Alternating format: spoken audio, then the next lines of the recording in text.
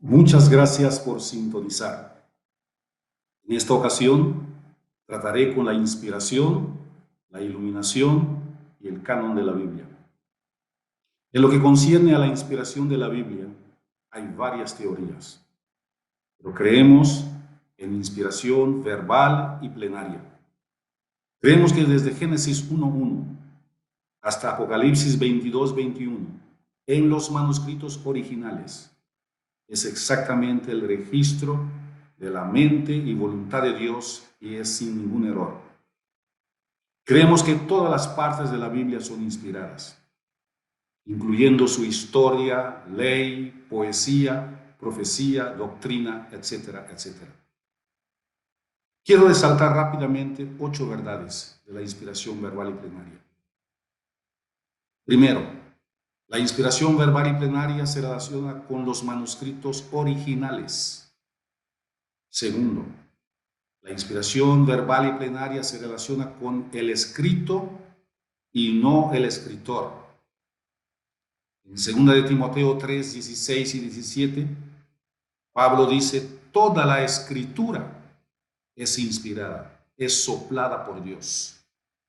En 2 de Pedro 1, 21, Pedro dijo que los santos hombres de Dios hablaron siendo inspirados, siendo movidos, llevados o guiados por el Espíritu Santo. En tercer lugar, la inspiración verbal y plenaria no garantiza la inspiración de ninguna traducción moderna o antigua de la Biblia. Cuarto, la inspiración verbal y plenaria no permite ningún error histórico, científico o profético. Aunque la Biblia no es un libro de ciencia, sus declaraciones científicas son verdad. La inspiración verbal y plenaria no está en contra de la investigación humana tampoco. Lucas, por ejemplo, dijo que ha investigado con diligencia todas las cosas desde su origen. Escribírtelas por orden, oh excelentísimo Teófilo, para que conozcas bien la verdad de las cosas en las cuales has sido instruido. La Biblia tiene muchas listas y genealogías que requirieron investigación. La inspiración verbal y plenaria no niega el uso de fuentes extrabíblicas. Pablo citó, por ejemplo, a Rato en Hechos 17:28. En Tito 1:12 citó a Epimenides. En 1 Corintios 15:32 citó a Menander. Judas, por ejemplo, citó del libro de Enoc. Ahora, en lo que concierne a la iluminación de la Biblia, debo decir que esto no es algo automático. Cada creyente debe orar y estudiar las Escrituras. En 1 de Pedro 2 y 3 dice, desead como niños recién nacidos la leche espiritual no adulterada, para que por ella crezcáis, para salvación, si es que habéis gustado la benignidad del Señor. En Salmo 119:18 el salmista dice, abre mis ojos y miraré las maravillas de tu ley. El Espíritu Santo utiliza también a otras personas para iluminarnos. Veamos rápidamente el caso de Felipe para con el etíope. En Hechos 8, 30 y 31 y versículos 34 y 35, dice, acudiendo Felipe, le oyó que leía al profeta Isaías.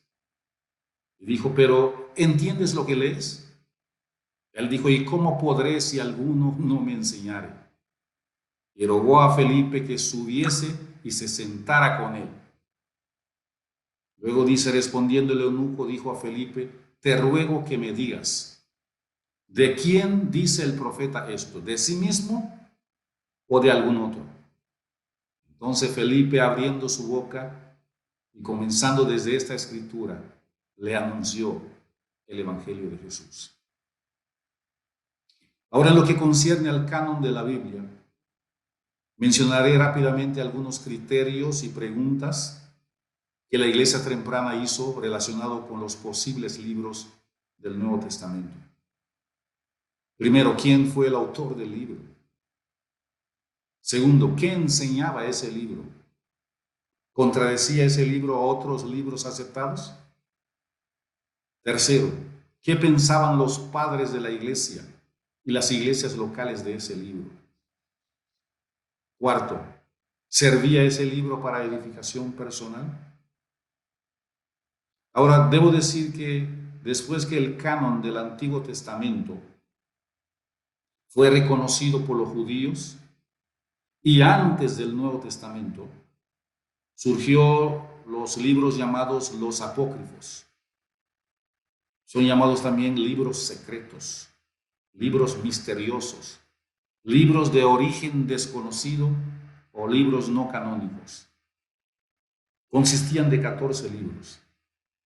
Primera y segunda de Esdras, primera y segunda de Macabeos, Tobías, Baruch, Judith, el cántico de los tres jóvenes, el resto de Esther, la historia de Susana, la sabiduría de Salomón, Bel y el dragón, la sabiduría de Eclesiastés y la oración de Manasés. La Iglesia Católica Romana reconoce 11 de estos libros, excepto primera y segunda de Esdras y la oración de Manasés. Nosotros rechazamos a todos ellos. Y aquí algunas razones.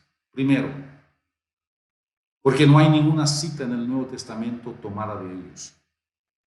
Ni Jesús ni los apóstoles nunca citaron de los apócrifos. Segundo, porque nunca fueron incluidos en el canon judío.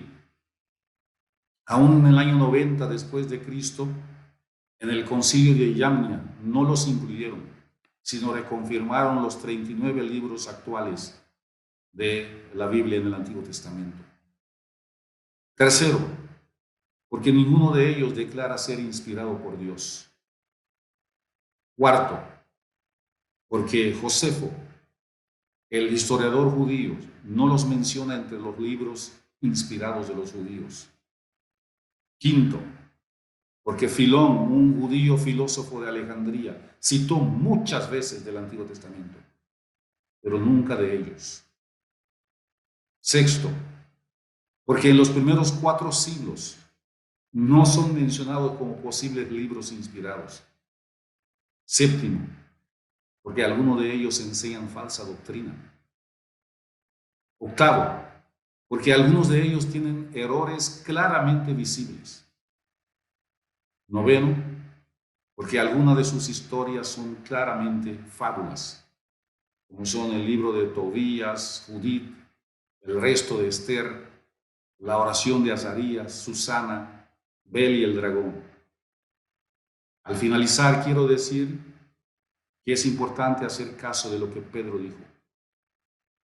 Tenemos también la palabra profética más segura, a la cual hacéis bien en estar atentos, como una antorcha que alumbra en un lugar oscuro, hasta que el día esclarezca y el lucero de la mañana salga en vuestros corazones.